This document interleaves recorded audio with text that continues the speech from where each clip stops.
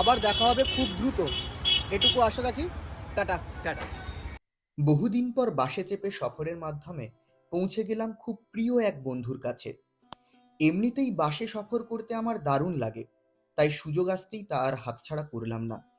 গ্রামীণ এলাকার রাস্তা, তার সঙ্গে জানালার পাশের সিট এবং দুরন্ত গতিতে ছুটে চলা বাস, এ যেন এক ডেডলি কম্বিনেশন।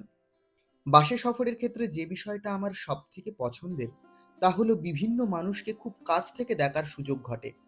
যেন এক বিরাট চলমান বাড়িতে কত অপরিচিত মানুষ একসঙ্গে নিজেদের গন্তব্যে এগিয়ে চলেন। এমনকি নিজের ঠিক পাশে বসে থাকা সহযাত্রী, যার সঙ্গে আর হয়তো কখনোই সাক্ষাৎ হবে না, তিনিও আপনার গন্তব্যের স্মৃতিতে সফর সঙ্গী হিসেবে সামিল হন।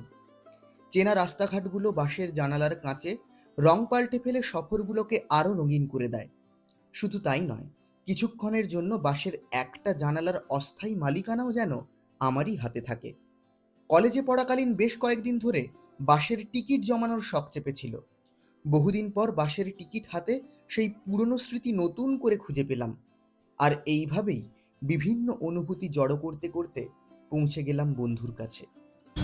কলেজ জীবনের বন্ধু, দেখা প্রায় 5 বছর পর। আমার এগরাতে যে বন্ধুবৃত্ত রয়েছে তার মধ্যে অন্যতম প্রিয় বন্ধু প্রত্যুষ। এবং প্রত্যুষ হচ্ছে আমরা একই মেসে, একই কলেজে পড়েছি এবং একই মেসে থাকতাম এবং একই রুমে প্রায় থাকতাম। আচ্ছা, প্রত্যুষ, তো ওর সঙ্গে দেখা অনেক দিন পর। প্রত্যুষ, খুব ভালো থাকিস, আবার দেখা হবে খুব দ্রুত, এটুকু আশা রাখি। Tata tata.